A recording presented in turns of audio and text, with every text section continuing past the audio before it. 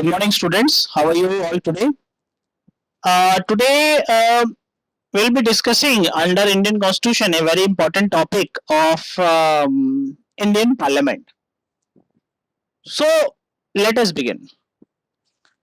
Before before starting to understand how the Parliament works or what is the mechanism, we have to understand about the composition of the Parliament and what is its significance. So, see, students, the Parliament of India consists of three organs, that is, the President, Council of States, and the House of the People. Though President is not a member of either House of the Parliament yet, like the British Crown, he is an integral part of the Parliament and performs certain functions relating to its proceedings.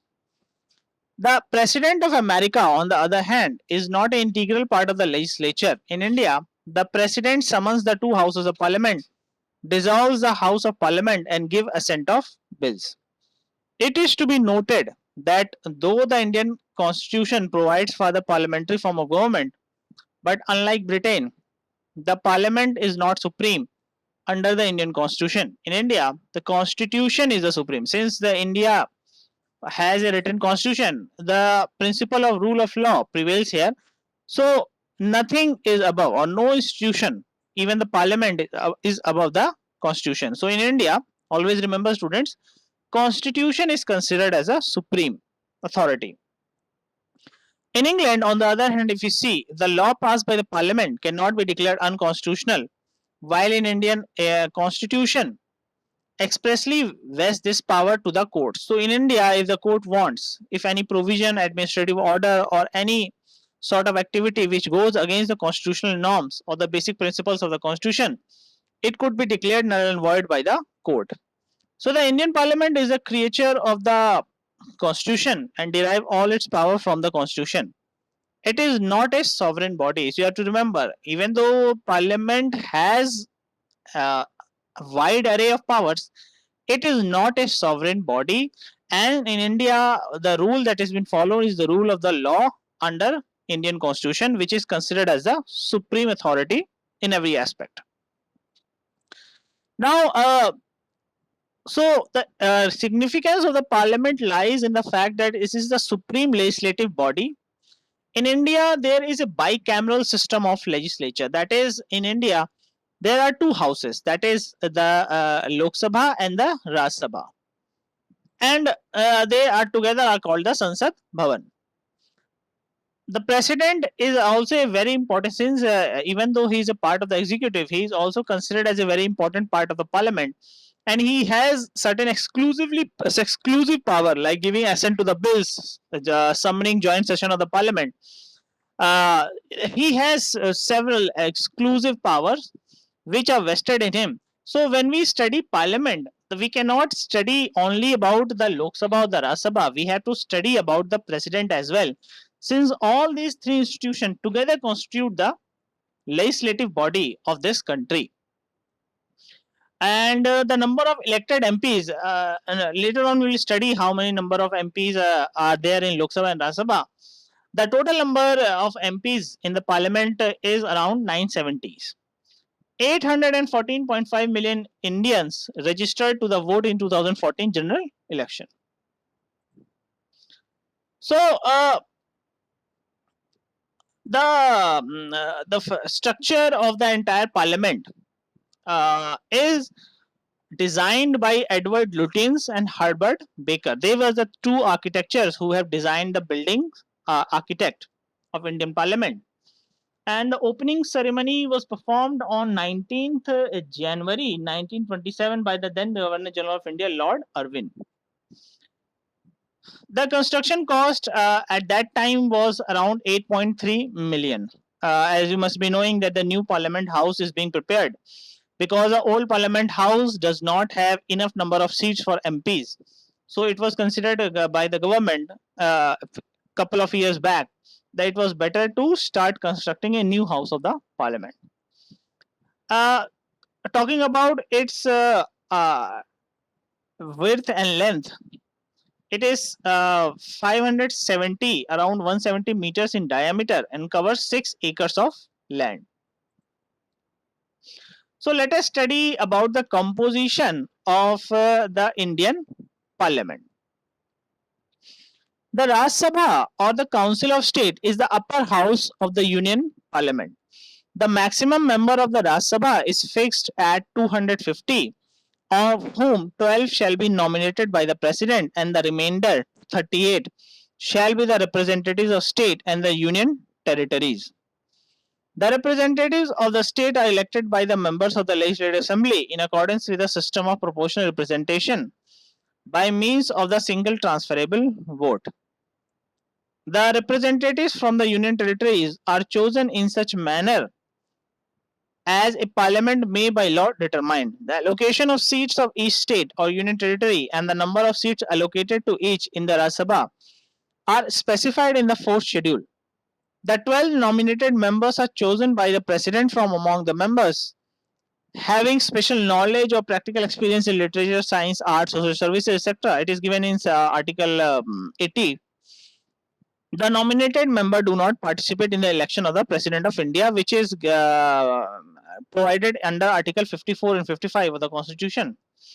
The present allocation of seats, if we see the present allocation of seats in the Council of States or the Raj Sabha, among the states and union territories are given in the fourth schedule. So, in the fourth schedule, to give the seat allocation for the Council of States or the Raj Sabha.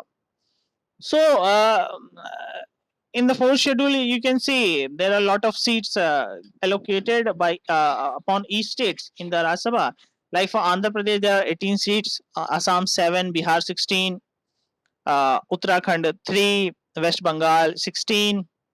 The maximum number of seats in the Raj Sabha come from UP because the UP has, as you must be knowing, has a maximum population. Therefore, 31 MLAs, MPs are selected from the UP. So, overall, the total number of members in the Raj Sabha should not be more than 250. Let us also talk about the chairman and deputy chairman of Raj Sabha. The Vice President of India shall be the ex officio chairman of the Raj Sabha. The Raj Sabha shall also elect a member of the House to be a deputy chairman. When the house of the chairman is vacant or he is acting as the vice president or discharging the function of president, his duties shall be performed by deputy chairman. It is the office of the deputy chairman is also vacant. The duties shall be performed by such members of the Raj Sabha as the president may appoint for that purpose.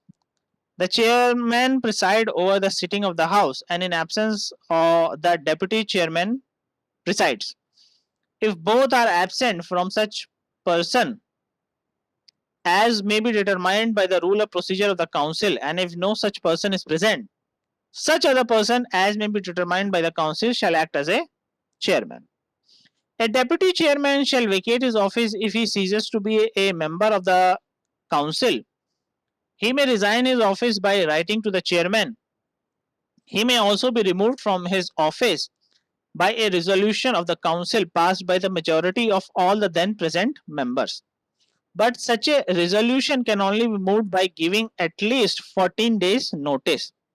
When a resolution for the removal of the chairman is under consideration, the chairman, and while a resolution for the removal of the deputy chairman shall not preside. The chairman shall have the right to speak and to take part in the proceedings, but shall not have the right to vote on such resolution or any other proceedings. The Raj Sabha, as you see, is a permanent house. It is not subject to dissolution. Its members are elected for a period of 6 years, but 1/3 of the member on rotational basis retire after every 2 years. So always remember that when we talk about Raj Sabha, it is a permanent house. Every member get a 6-year term, and 2/3 of the members retired by way of rotation every 2 years. So every 2 years, 1/3 of the members retire. What is the position of assembly like or house like Raj Sabha in other countries? If you see, in England, the upper house is known as House of Lords.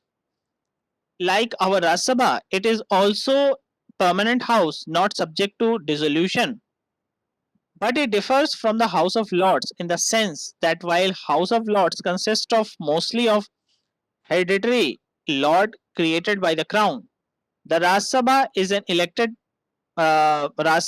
elected body, though the election is indirect. Secondly, the membership of the House of Lords is for life, but membership of Rajya Sabha is not for life but for 6 years only.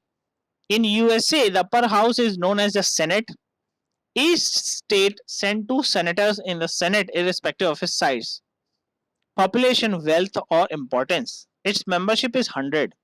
The terms of senators is 6 years, but one third of its members retire after every 2 years. Originally, the senators were elected by the state legislature, but this method was ended by the Constitution's 17th Amendment in 1913, which now provide for direct election of members of the Senate from the people.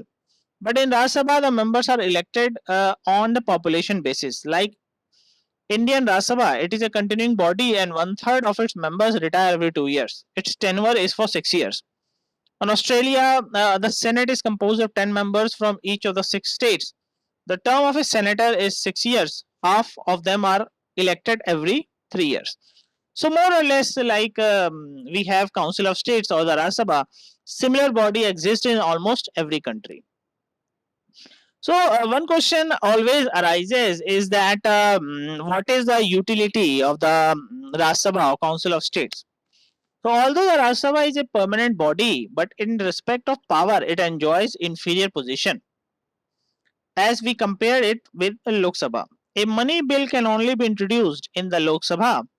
The Rajya Sabha has no power in respect of money bill. A vote of no confidence cannot be passed against the government by the Rajya Sabha. Even in case of ordinary bill, if a deadlock is created between the two houses and the joint session is held by them by virtue of neural strength of the Lok Sabha will be also to pass that bill.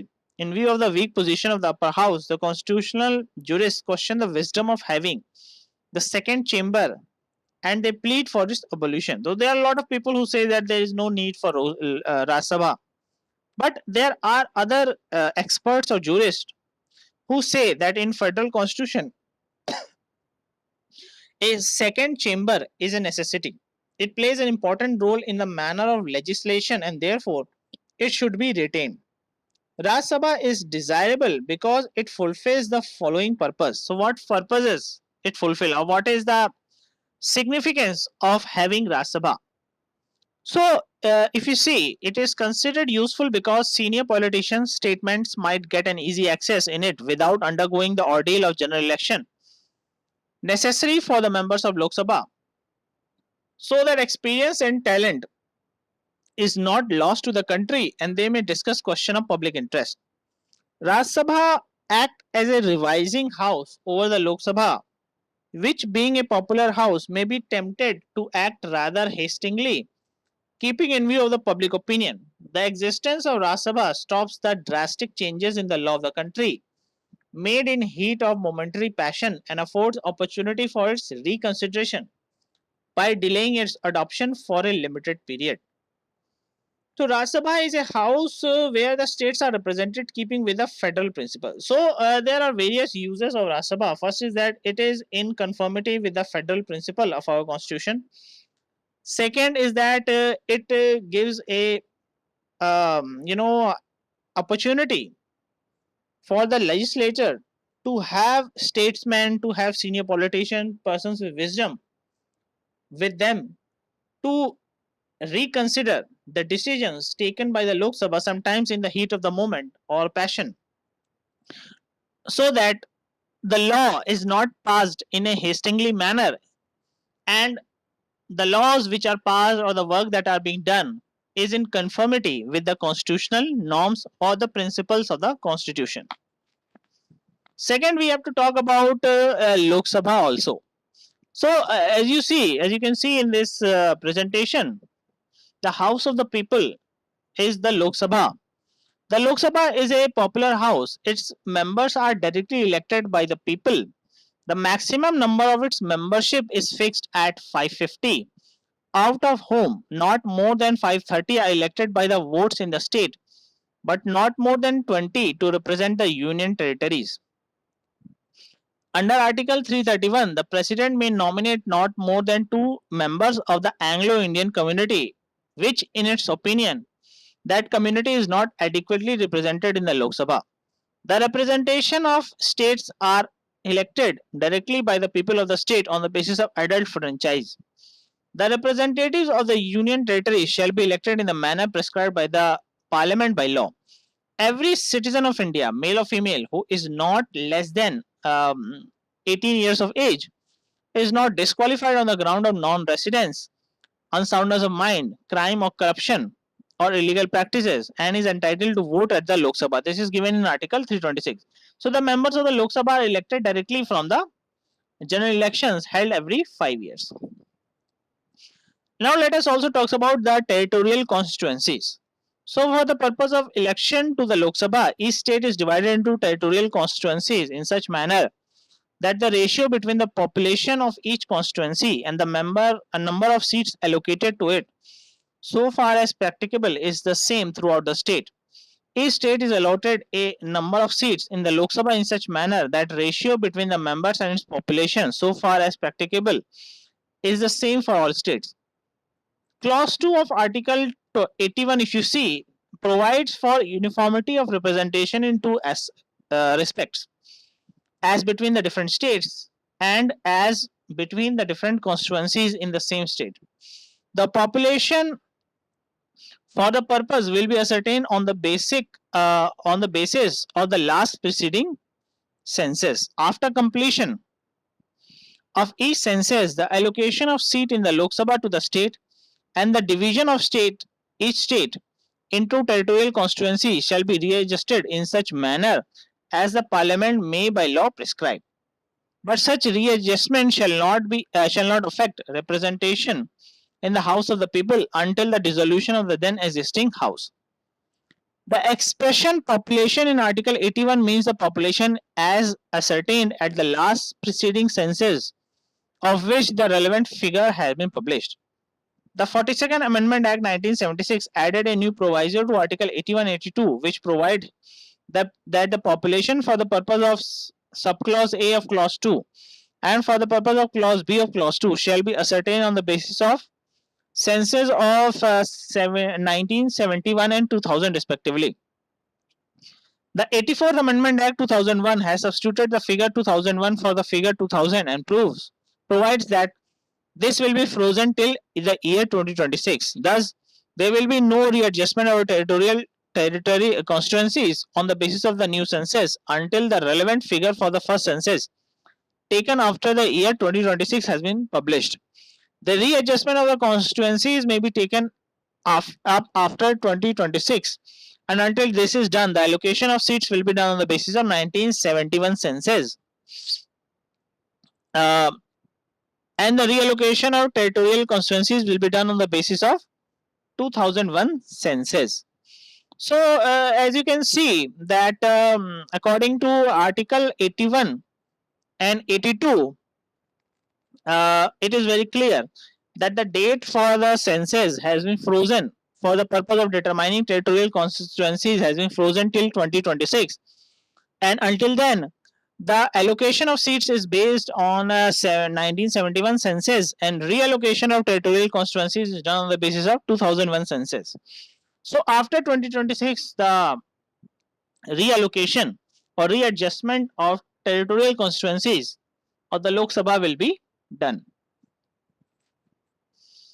The readjustment of territorial constituencies on the basis of the new census after the year 2026 will take place from such date as the President may by order determine. Whether the readjustment of the constituencies and consequently the reallocation of seats in the House of the People would be necessary after the year 2026 will be decided by the President. Thus, there will be no readjustment of the territorial constituencies on the basis of the new census till the year 2026.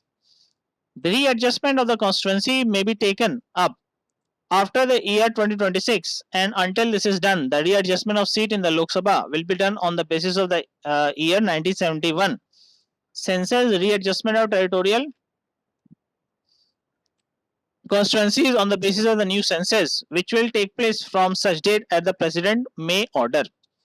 Whether the readjustment of the constituencies and consequently the reallocation of seats in the House of the People would be necessary after the 2026 will be decided by the president. Let us also discuss about the tenure of the Lok Sabha.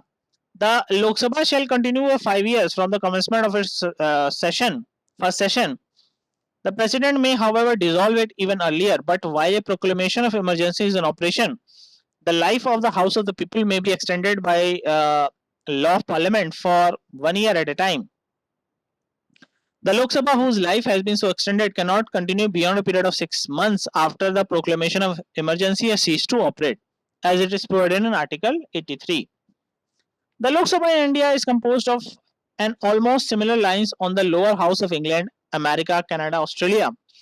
In India, the House of Commons, like the Lok Sabha, is elected directly by the people for 5 years on adult suffrage, as it is given in Article 326 of our Constitution. It can be dissolved by the Crown even earlier. The House of Representatives in the USA, like our Lok Sabha, is elected directly by the people. Its tenure is fixed for 2 years, and the House of Representatives differ from our Lok Sabha in one respect, that it is not subject to dissolution before the expiry of its normal period of 2 years. The Lok Sabha in India may be dissolved even before the expiry of its normal period of 5 years. The Lok Sabha can be dissolved even before 5 years, but in case of House of Representatives of America, it cannot be dissolved at any cost before 2 years. Let us also discuss about the qualification for the membership of parliament. A person for being chosen as a member of the parliament must be a citizen of India, not less than 30 years of age in case of council of state, and not less than 25 years of age in case of House of the People. Processing such as a qualification as may be prescribed by the parliament. Taken an oath before some person authorized in this behalf by the election commission according to form set out for the purpose in the third schedule. The Representation of People's Act 1951 requires that a person name should be registered as a voter in any parliament constituency. The Constitution does not prescribe any educational qualification for the membership of Parliament. So there is no as such, educational qualification. However, the person must be who is seeking a seat in the Parliament must be a citizen of India, and at least he must be of 25 years of age in case of Lok Sabha and 30 years of age in case of Rajya Sabha. When we talk about disqualification, a person is disqualified for being chosen and for continuing as a member of the parliament if he suffers from following disqualification. What are those disqualification? It is given in Article 102. What are those disqualification? If he holds any office of profit under the center of state government, other than office declared by the parliament by law not to disqualify its holder, if he is of unsound mind and competent court has declared him to be so, if he is an uncharged insolvent, if he is an undischarged insolvent, if he is not a citizen of India or has voluntarily acquired the citizenship of a foreign state, or under any acknowledgement of allegiance or adherence of a foreign state, if he is so disqualified under any law made by Parliament. For this purpose, the Parliament has prescribed the necessary disqualification in Representation of People's Act. So apart from Article 102, if you have to understand about disqualification for being an MP, then you also have to read the Representation of People's Act as well. So a minister in a state or center is not considered as holding the office of profit. So there are certain offices which are excluded from the definition of office of profit. On the other hand, if a person is holding any sort of office of profit, then in that case he will be automatically being disqualified for being a member of the House of Lok Sabha or Rajya Sabha. So that is all for today's class. I hope you have understood about the basic features and composition of the Lok Sabha and Rajya Sabha and how it is different from similar houses in other countries like in Canada, Australia, UK and America. In the next class, we'll be discussing about certain other aspects of the Lok Sabha and Rajya Sabha, including what is the meaning of House or Office of Profit, and certain landmark cases with respect to disqualification on the ground of Office of Profit. Along with that, we will also be studying certain important constitutional amendment with respect to houses of Lok Sabha and Rajya Sabha. So that is all for today. I hope you have understood the basic paradigm of parliament. In the next class, we'll continue further. Okay. Thank you so much.